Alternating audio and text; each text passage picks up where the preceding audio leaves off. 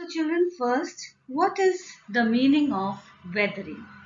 So weathering is the disintegration or decomposition of a rock in size by natural agents at or near the surface of the earth.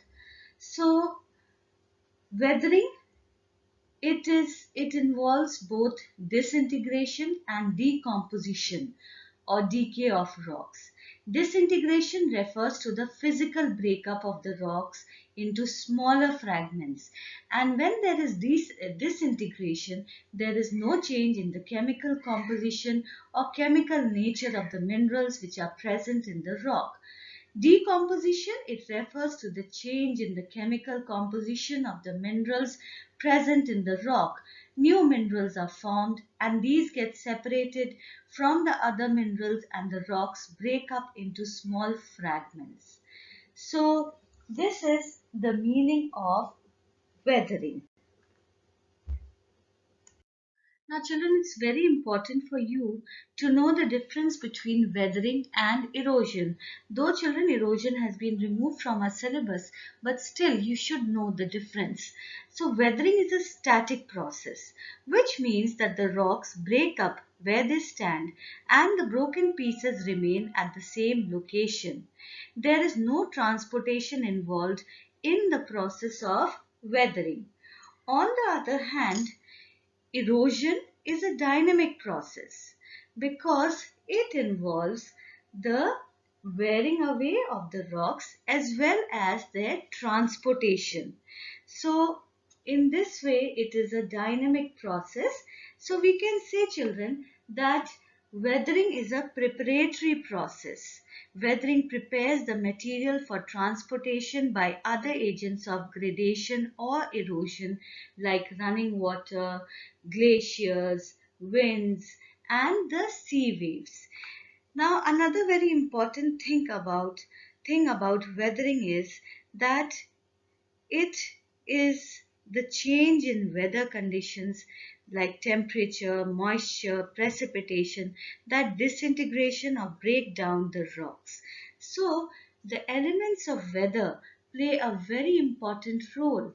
When the rocks break up, when they are exposed to weather phenomena like changes in temperature, humidity, rainfall, plants, animals, and even humans help in the process of breaking up of the rocks.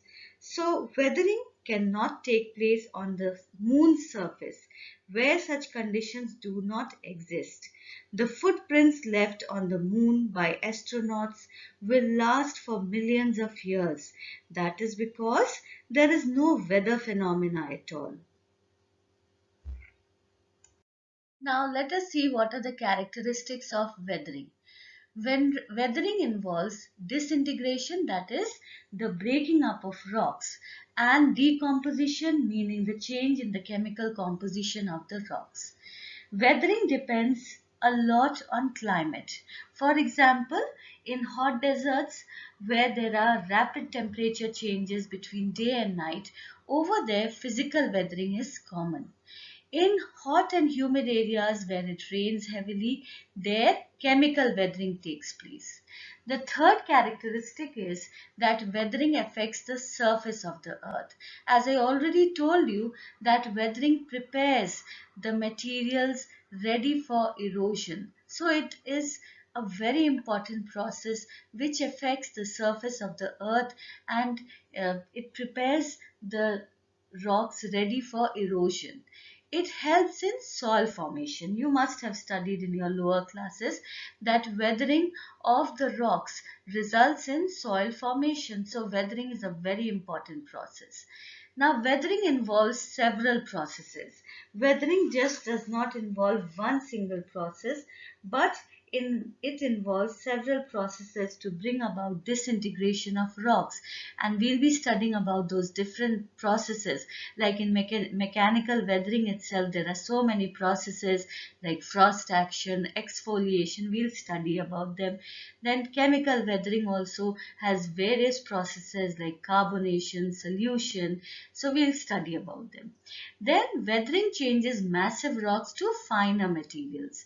So as we proceed proceed with the chapter, you'll study how massive and huge rocks are turned into finer materials by the process of weathering. And children, weathering does not happen in a single day. It takes years and years. Then the last point, it is again the repetition of what we had done. It prepares the rock material for transportation by agents of gradation. Prepares the rock material meaning it causes the breakdown. As I already told you that weathering is a static process. So it causes the breakdown of the rock materials. The rocks remain where they are, and then that's where weathering stops. But the processes of gradation, which involve the running water, the glaciers, they carry down these broken up material. Like let's take the example of the rivers. In the mountains, the rivers, they flow with a very high speed. You must have seen that they carry stones, pebbles, silt along with them. Alright, so they do the work of transportation. So children, there are three main types of weathering: the physical weathering, the chemical weathering, and the biological weathering. So over here children, you can see weathering is the breaking up of rocks in situ. The word in situ means in situation, meaning the rocks break up at their resting places. Alright, and further they are transported by the agents of gradation. So the three types of weathering, as I already told you: physical or mechanical weathering. It is when the rocks get broken up. Alright, they break down because of the elements like temperature changes.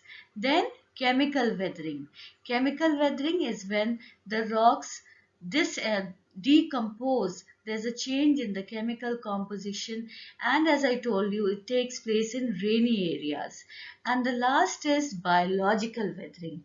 It is it takes place when the rocks are broken up by the living things. That is why the term biological is used.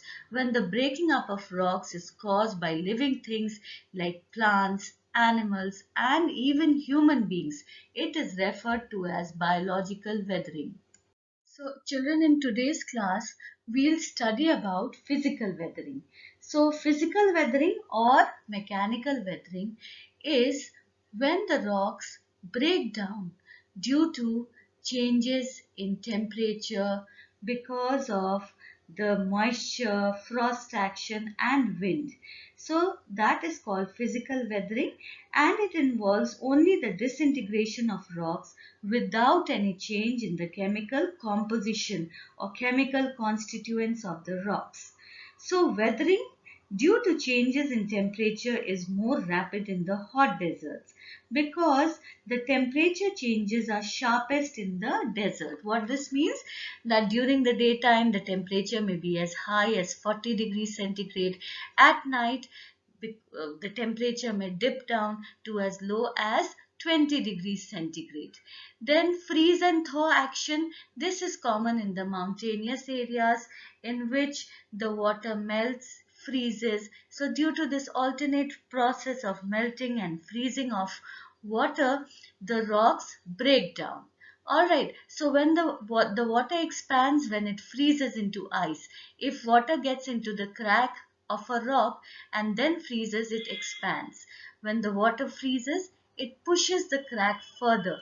Eventually, what happens is that due to this alternate process of melting and freezing, the cracks of the rocks will expand and a time will come when the rock will totally break down. Now children, the sea waves also the winds also play a very important role in the breaking up of rock because the wind carries sand particles along with them, and these sand particles may hit the rocks, and because of this abrasive action the rocks may start wearing out.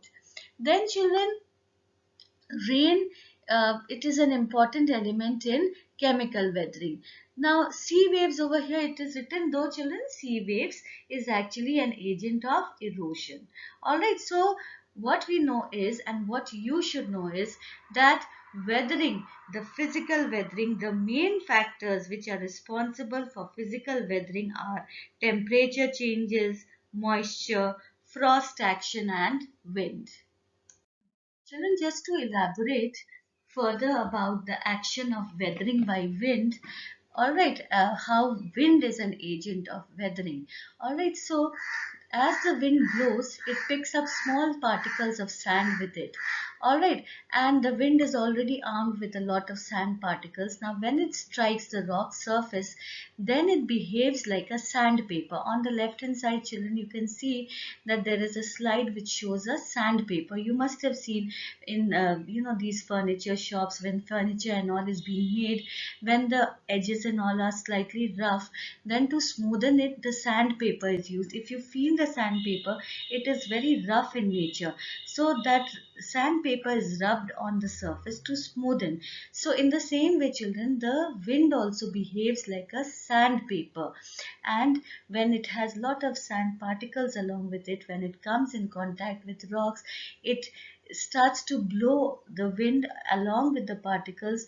They behave like an abrasive surface, and they help in cutting and shaping the rocks. All right. So the first is block disintegration. So in the deserts, as the sand heats up fast, it loses heat also very fast.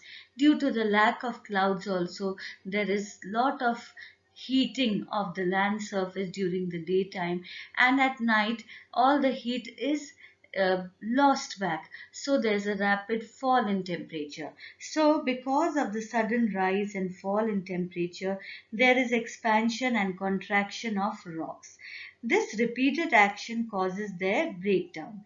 At night, when the temperature falls, during the daytime, there is rise in temperature. So this leads to tension, and the rocks start getting broken up along the joints into rectangular blocks. So this type of weathering is referred to as block disintegration. Now, the next type of physical weathering is the granular disintegration. Rocks are made up of different kinds of minerals. So, what happens is that temperature, because of temperature changes, uh, it leads to expansion due to heating and contraction due to cooling. Now, different minerals present in the rocks may have different rates of expansion and contraction. For example, dark colored minerals will absorb more heat and expand to a greater extent than the light colored minerals. Now, due to this alternating expansion and contraction between day and night, it leads to the breaking up of the rock into different minerals. Alright, so the rocks get reduced to pieces and fragments, and this is referred to as granular disintegration. Then the next type of physical weathering is by frost action. So in the middle latitudes, temperature may be above freezing point during the daytime and below freezing point during the night time. So as you can see in the picture, when there are cracks and joints, the water may get inside. Alright, it may be present, the water which is present in the joints and in the cracks, it gets frozen into ice during the night. Now, freezing of water results in expansion in volume, and the cracks start to get widened. And during the night time, so this happens during night time. Again, during daytime, when the temperature increases, the water melts. So frost action shatters even the strongest rocks to form angular pieces with sharp edges or corners. So it is common in those areas, especially in the middle latitudes, where the temperature is high during daytime, and at night the temperature falls. So due to melting and freezing, what happens is, as you can see in the second picture, first the water gets filled into the crack, it freezes, it melts.